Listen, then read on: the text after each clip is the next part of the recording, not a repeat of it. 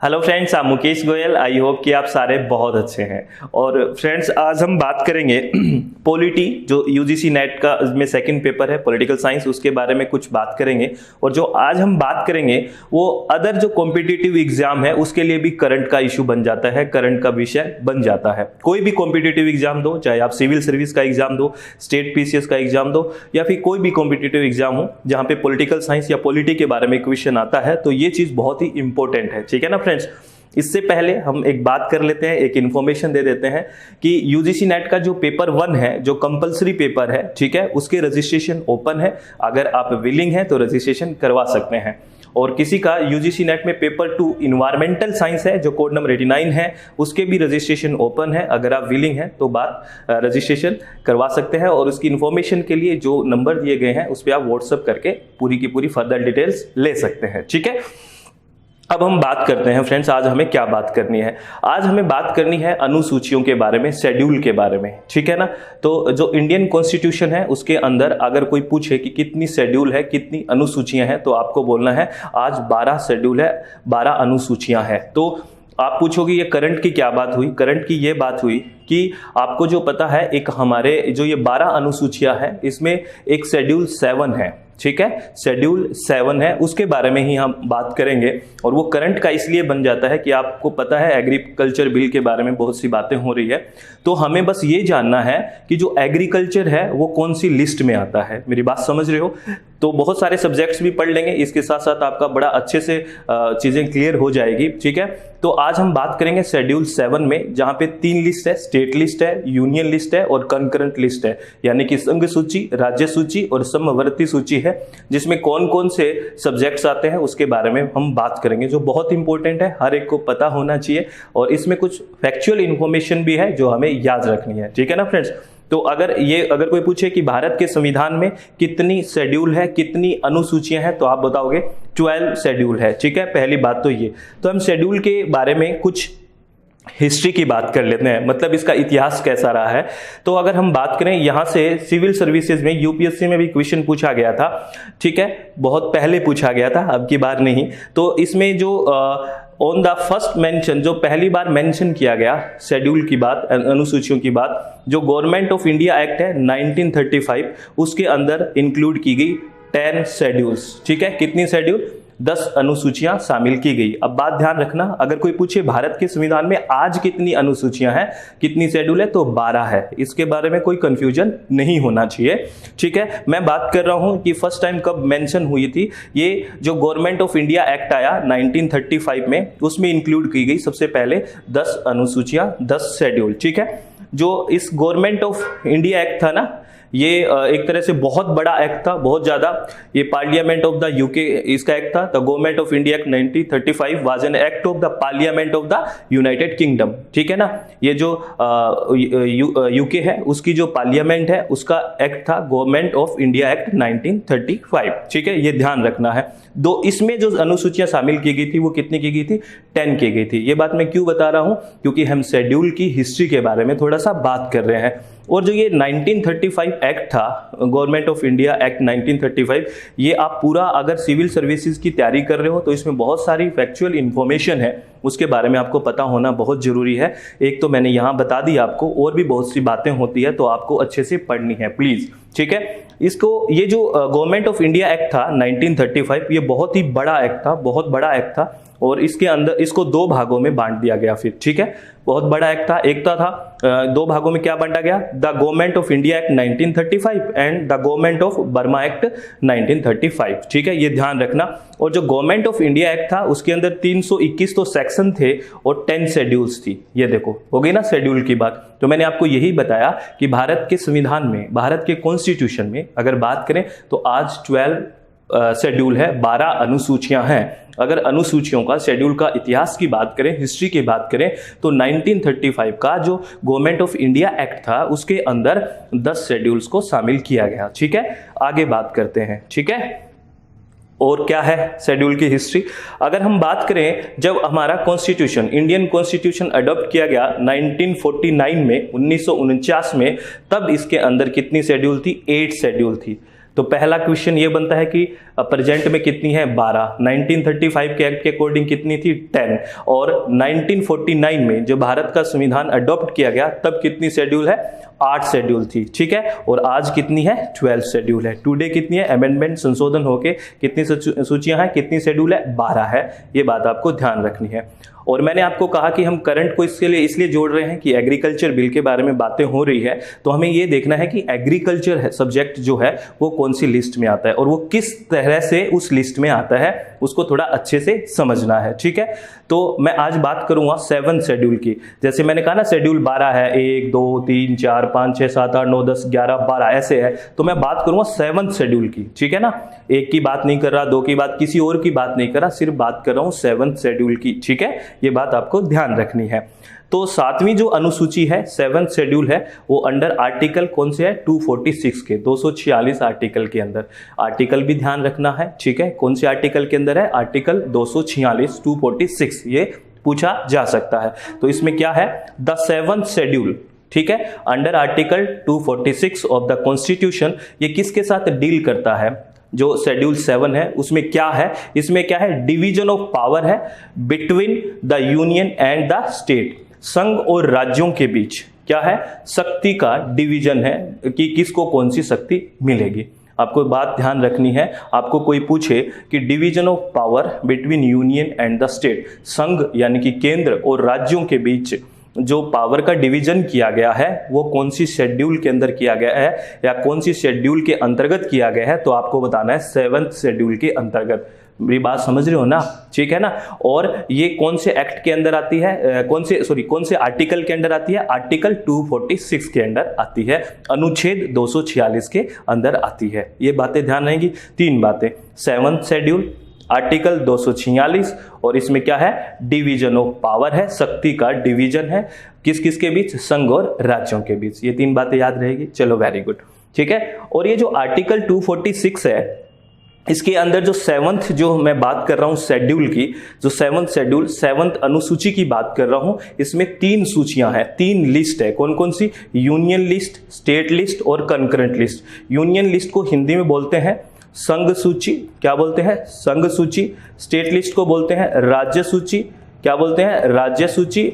और concurrent list को बोलते हैं समवर्ती सूची, ठीक है, समवर्ती सूची। तो मैं क्या बता रहा हूं आपको कि जो हमने 7th शेड्यूल की बात करी है, 7वीं अनुसूची की बात करी है 7th शेड्यूल की, उसके अंदर 3 लिस्ट है। कौन कौन सी, यूनियन लिस्ट, स्टेट लिस्ट और कंकरेंट लिस्ट। ये बातें आपको ध्यान रहेगी, चलो वेरी गुड, ठीक है। अब हम बात करते हैं इन लिस्टों के बारे में बात करते हैं, ठीक है। तो सबसे पहले हम बात करते हैं यूनियन लिस्ट के बारे में, यानी कि संघ सूची के बारे में, ठीक है। तो मैं आपको बताता हूं सूची का मतलब क्या होता है, लिस्ट बनाई गई है कुछ सब्जेक्ट की, यही तो बात होती है ना। सूची में क्या है, कुछ शेड्यूल की लिस्ट बनाई गई है। तो जो यूनियन लिस्ट में सब्जेक्ट्स हैं, जो संघ सूची में विषय हैं, उस पे जो लॉ बनाने का जो पावर है वो किसके पास है, वो है सेंटर के पास। ये बात ध्यान रखनी है, केंद्र के पास। जो सब्जेक्ट, जो विषय यूनियन लिस्ट के अंदर रख दिए गए हैं, उस विषयों पर कौन लॉ बना सकता है, उस विषयों पर जो नियम बना सकता है वो कौन बना सकता है, सेंटर बना सकता है, केंद्र बना सकता है। इस बात को आपको ध्यान रखनी है। तो यहां पे मेरा आपसे एक क्वेश्चन है, एक फैक्चुअल इंफॉर्मेशन आपको कमेंट बॉक्स में लिख के बतानी है, वो ये कि मुझे आप ये बताइए कि यूनियन लिस्ट में टोटल कितने सब्जेक्ट्स हैं, number of total subjects in union list, संघ सूची में कितने टोटल विषय हैं। कुछ यूनियन लिस्ट के सब्जेक्ट्स मैं आपको दिखा देता हूं जो एग्जाम के पॉइंट ऑफ व्यू से बहुत इंपॉर्टेंट है। एग्जाम्पल देके पूछा जाता है कि नीचे लिखे हुए में से कौन सा विषय संघ सूची का विषय है, या which is the subject of union list, ठीक है ना। तो आप ये देखना, जो बहुत ही इंपॉर्टेंस के सब्जेक्ट होते हैं, ठीक है ना, जो नेशनल लेवल के विषय होते हैं, वो यूनियन लिस्ट में रखा जाता है। एक हिंट की बात है, अगर कोई याद ना रहे तो कुछ एग्जाम्पल मैं बता देता हूं जो संघ सूची के विषय है, यूनियन लिस्ट के हैं, ठीक है। सम ऑफ द इंपॉर्टेंट सब्जेक्ट जैसे डिफेंस के जितने भी बात होगी वो किस में है, यूनियन लिस्ट में है। यानी कि डिफेंस पे कोई लॉ बनाना होगा तो कौन बनाएगा, वो बनाएगा केंद्र, ठीक है ना, सेंट्रल गवर्नमेंट बनाएगी, ठीक है। डिफेंस हो गया, आर्मी हो गया, ठीक है, और जो इंटरनेशनल रिलेशन होते हैं, ठीक है ना, अंतरराष्ट्रीय जो संबंध होते हैं उसके बारे में, पोर्ट्स के बारे में, रेलवे और हाईवेज के बारे में जितने भी लॉज की बात करेगा वो कौन करेगा, सेंटर बात करेगा, ठीक है, क्योंकि ये विषय किसके हैं, यूनियन लिस्ट के विषय हैं, संघ सूची के विषय हैं। ये मैंने कुछ इंपॉर्टेंट बताए हैं जो एग्जाम में डायरेक्टली पूछे जाते हैं, और आपको मुझे ये बताना है कि यूनियन लिस्ट में टोटल कितने सब्जेक्ट्स हैं, ठीक है, मेरी बात समझ गए। तो यहां आप क्या समझे कि यूनियन लिस्ट का मतलब क्या है, यानी कि ऐसी लिस्ट जिसमें जो सब्जेक्ट्स हैं उस पे सेंटर ही क्या बना सकती है, लो बना सकती है, ठीक है, और उसमें मुझे बताना आपको कि कितने, आप बताओगे कि कितने सब्जेक्ट्स है यूनियन लिस्ट में, कुछ मैंने आपको यहां बता दिया। चलो वेरी गुड। अब मैं बात करता हूं स्टेट लिस्ट के बारे में, ठीक है, किसके बारे में बात कर रहा हूं, स्टेट लिस्ट के बारे में। और स्टेट लिस्ट का मतलब है जिसके अंदर कौन बना सकता है, लो, स्टेट बना सकता है। जो विषय स्टेट लिस्ट में है उस पे कौन बना सकता है, उस पे बना सकता है स्टेट, राज्य बना सकता है उस पे लो। तो स्टेट लिस्ट के कुछ इंपॉर्टेंट सब्जेक्ट्स हैं जो मैं आपको दिखा देता हूं। ये पब्लिक ऑर्डर, पब्लिक ऑर्डर किसका विषय है, स्टेट लिस्ट का है, जिसपे केंद्र नहीं, कौन नियम बनाएगा, राज्य नियम बनाएगा, ठीक है ना, पब्लिक ऑर्डर। ये जब यूजीसी नेट के फर्स्ट पेपर में पॉलिटी लगती थी तब क्वेश्चन एक बार पूछा गया था, लेकिन अब पॉलिटी, इंडियन पॉलिटी को वहां से हटा दिया है, वो सिर्फ हायर एजुकेशन सिस्टम वहां कर दिया है। तो अब ऐसा क्वेश्चन शायद ना पूछे भी तो भी ध्यान रखना है, ठीक है। पब्लिक ऑर्डर किसका विषय है, स्टेट का। पुलिस किसका विषय, पुलिस किसका विषय है, स्टेट का, बहुत इंपॉर्टेंट है, ये कई बार पूछा जाता है।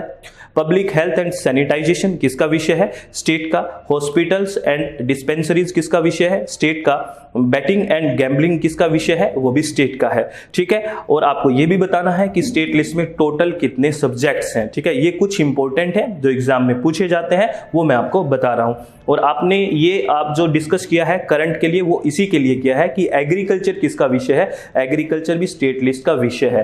किसके तौर पे, आपको डायरेक्ट पूछेगा ना कि एग्रीकल्चर कौन सी लिस्ट का विषय है, तो दिमाग में कई बार क्या आता है, सेंटर का आ जाता है, यूनियन का आता है। वो यूनियन का नहीं है, स्टेट का है, स्टेट लिस्ट का सब्जेक्ट है एग्रीकल्चर। किसके तौर पे, इंक्लूडिंग एग्रीकल्चर एजुकेशन, यानी कि एग्रीकल्चर से संबंधित एजुकेशन देनी हो, एग्रीकल्चर से संबंधित रिसर्च करनी हो, अनुसंधान यानी कि शोध करना हो, protection against paste and prevention of plant disease, या फिर जो पेस्ट है, जो ठीक है ना, जो पेस्ट खराब कर देते हैं, जो कीटाणु जो होते हैं, या फिर प्लांट डिजीज से बचाने का सारा जो लॉ बनाने का इस पे जो अधिकार होता है वो किसका होता है, स्टेट का होता है। किसका होता है, स्टेट का होता है। ये इंपॉर्टेंट है, अभी करंट की बातें चल रही है तो आपसे क्वेश्चन पूछा जा सकता है, ठीक है।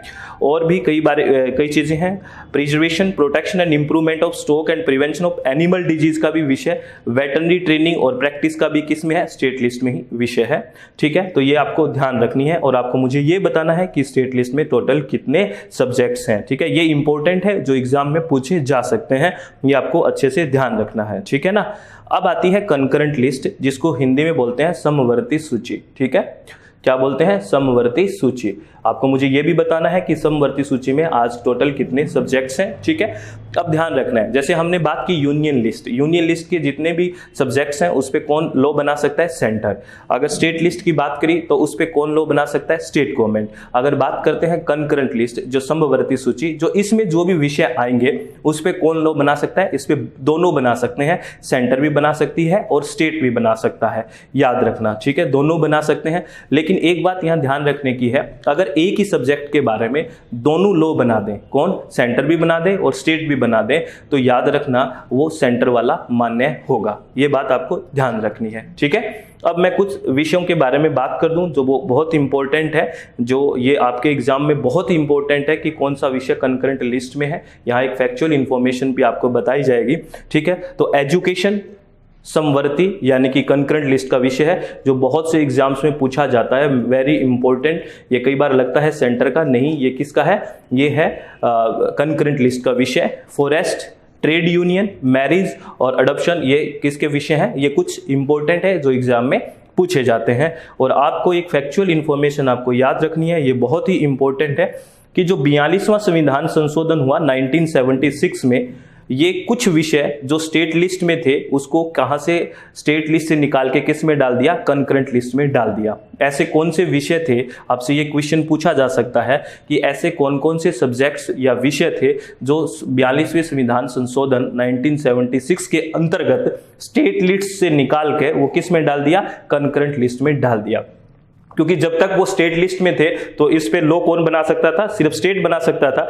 जैसे ही ये कंकरेंट लिस्ट में विषय आ गए हैं तो इस पे स्टेट और सेंटर दोनों बना सकते हैं। अगर दोनों एक साथ एक ही सब्जेक्ट पे बना दे तो सेंटर का मान्य होगा, कहीं ना कहीं सेंटर की बात ऊपर रहेगी। मेरी बात समझ रहे हो? तो आपसे ये भी पूछा जा सकता है कि कौन से संविधान संशोधन के अंतर्गत, कौन से कॉन्स्टिट्यूशनल अमेंडमेंट के अंतर्गत कुछ विषयों को स्टेट लिस्ट से डाल के कंकरेंट लिस्ट में डाला गया। तो आप कहोगे 42वें अमेंडमेंट एक्ट 1976 के तहत कुछ जो स्टेट लिस्ट के विषय थे, राज्य सूची के विषय थे, उनको समवर्ती सूची कंकरेंट लिस्ट में डाला गया। और वो विषय कौन कौन से हैं मैं आपको बता देता हूं। जैसे एजुकेशन पहले स्टेट लिस्ट में था, अब किस में है, कंकरेंट लिस्ट में है। अब का मतलब 42वें संविधान संशोधन 1976 के बाद से वो अब कंकरेंट का हिस्सा है, पहले स्टेट का हिस्सा था, लेकिन प्रेजेंट किसका हिस्सा है, कंकरेंट का, समवर्ती सूची का। फॉरेस्ट भी यही बात है, protection of wild animal and birds, weight and measure and administration of justice, constitution and organisation of all courts except supreme court and high court. ये ऐसे विषय हैं जो पहले स्टेट लिस्ट में थे, ये ऐसे विषय हैं जो पहले स्टेट लिस्ट में थे, अभी ये कंकरेंट लिस्ट में आ गए हैं। 42वें संविधान संशोधन 42 इंडिया कॉन्स्टिट्यूशनल अमेंडमेंट संविधान संशोधन 1976 के अंतर्गत ये विषय पहले स्टेट लिस्ट के थे और उसके बाद इस संशोधन के बाद ये आ गए हैं कंकरेंट लिस्ट में। तो आज ये सारे के सारे विषय किस में है, कंकरेंट लिस्ट में है, आपको ध्यान रखनी है। और आपको मैंने 3 बातें पूछी है आपसे, यूनियन लिस्ट में कितने सब्जेक्ट्स हैं टोटल आपको बताना है, स्टेट लिस्ट में टोटल कितने सब्जेक्ट्स हैं ये भी बताना है, और कंकरेंट लिस्ट में टोटल कितने सब्जेक्ट्स हैं ये भी बताना है। क्योंकि कई बार एग्जाम जो होते हैं, कॉम्पिटिटिव एग्जाम होते हैं, उनमें डायरेक्ट क्वेश्चन पूछ लेते हैं कि कितने नंबर है बताइए। ठीक है, बात समझ गए? तो ये सारी बातें हमने बात की है। जो इंडियन कॉन्स्टिट्यूशन में शेड्यूल है 12, उसमें से एक शेड्यूल उठाई हमने, 7th शेड्यूल, 7वीं अनुसूची को उठाया। उसमें 3 लिस्ट थी, यूनियन लिस्ट, स्टेट लिस्ट और कंकरेंट लिस्ट, संघ सूची, राज्य सूची और समवर्ती सूची। इसमें कौन कौन से सब्जेक्ट्स थे उसके बारे में हमने बात की। और हमने करंट से इसलिए जोड़ा कि वो एग्रीकल्चर बिल के बारे में बहुत सी बातें हो रही है। तो आपसे क्या पता कोई कॉम्पिटिटिव एग्जाम में ये पूछ ले कि एग्रीकल्चर जो सब्जेक्ट है वो कौन सी लिस्ट का सब्जेक्ट है, तो आप बताओगे स्टेट लिस्ट का सब्जेक्ट है। ठीक है, और एजुकेशन को भी बहुत पूछते हैं, ये कंकरेंट का है। ठीक है, और डिफेंस वगैरह ये सारे हैं यूनियन लिस्ट के। तो आई होप कि ये सारी बातें आपको समझ में आई होगी और किसी भी तरह का कोई भी डाउट मन में नहीं रखना है। चित्त को आप शांत रखें, खुश रहें और अच्छे से पॉजिटिव माइंड से पढ़ाई करें। ठीक है ना, कोई भी टेंशन जीवन में नहीं लेनी है। और आपको एक इन्फॉर्मेशन फिर दे देता हूं कि यूजीसी नेट का जो कंपलसरी पेपर 1 है उसके रजिस्ट्रेशन ओपन है, और पेपर 2 अगर किसी का इन्वायरमेंटल साइंस है, कोड नंबर 89, तो उसके भी रजिस्ट्रेशन ओपन है। अगर आप विलिंग हैं तो रजिस्ट्रेशन करवा सकते हैं। All the very best, thank you, thanks a lot dear friends.